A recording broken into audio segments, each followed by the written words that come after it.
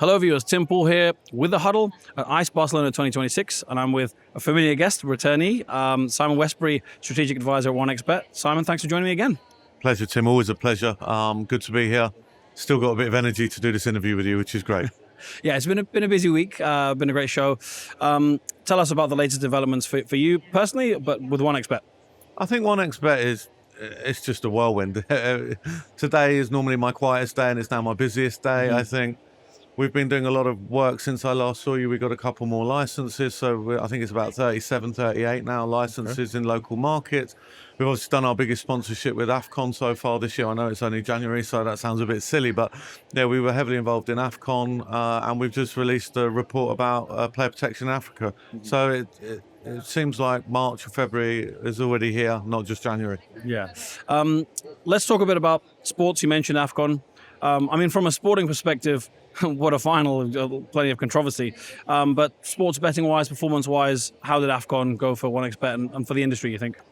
I never like to comment for the industry. For OneXBet, it was productive. Obviously, we have a partnership with AFCON. That was a very good partnership, worked well for us.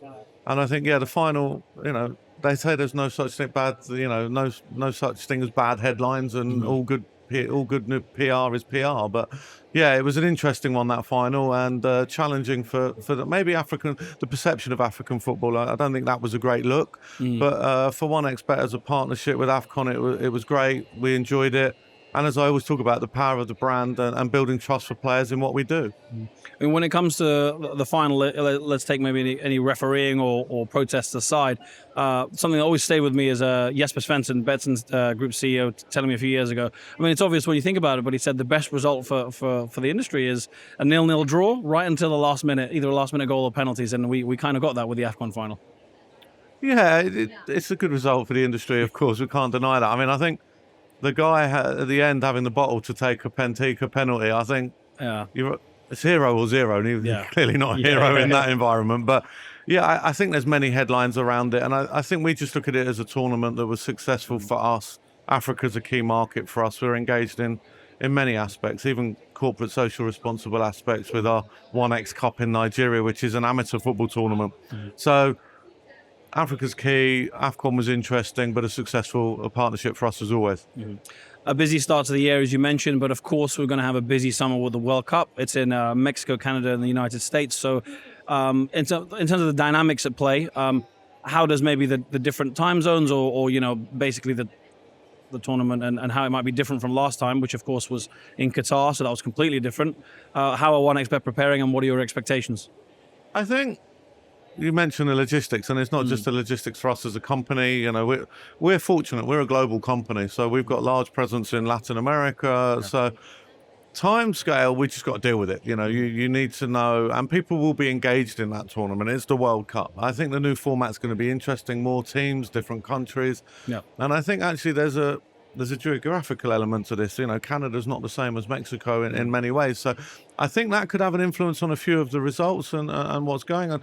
Obviously, we expect to be active around the World Cup in different ways. And I think maybe when we sit down next, I'll have some news on that. Okay. These deals take a bit of time to negotiate, as I'm sure you appreciate.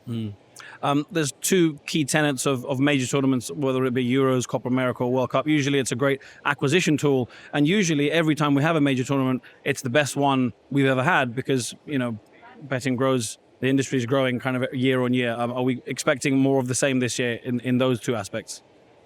I mean, the markets can become more competitive as well. We have to understand where we are from the last World Cup. The market's grown, the market's evolved, The key for OneXBet is always to grow, and we've talked about it before, Tim, with more regulation, more licenses. We want it to be the biggest World Cup for us, of course, that would make sense. But I think we need to prepare correctly, make sure that we are aligned with our regional markets and make sure that the product is specific to them as we do. We have great belief in our sportsbook. I've looked at it a bit more recently in depth. I've had a bit of time, and the elements of personalization are just fantastic. And I think everyone talks about the UI, but I'm really learning sometimes it's the magic behind the UI that drives engagement. So acquisition and retention are always key, and we hope the World Cup is great for us. Final question from me, and this is going to be the toughest one yet. Can England win the World Cup? I'd normally say I live in hope. I I want to say yes, but it's a heart and head thing. My heart would always say yes, Yeah. because I'm getting a bit older now, and I hope to see England win it in my lifetime. And if they don't, it's another 4 years, and then I'm closer to the grave. So, my heart's going to say yes, but I think we have to be realistic. Okay. Fair. I think that dampens expectations is probably wise for England fans, as even I've learned many times already. Yeah, I mean, look, I think we'll have a good tournament, but if the moments go for you, I still remember Euro '96 with that ball going across the 6-yard line in a semi-final, and Gaza just missing it. So I'm that old, but yeah, I mean, look, that was the Euros, but we live in hope. I think that's what we have to say. Well, Simon, thanks as always for joining me, and as you say, I'm sure next time we speak, you'll have even more news for us. I hope so. Thanks again, Tim. Thank you. Pleasure.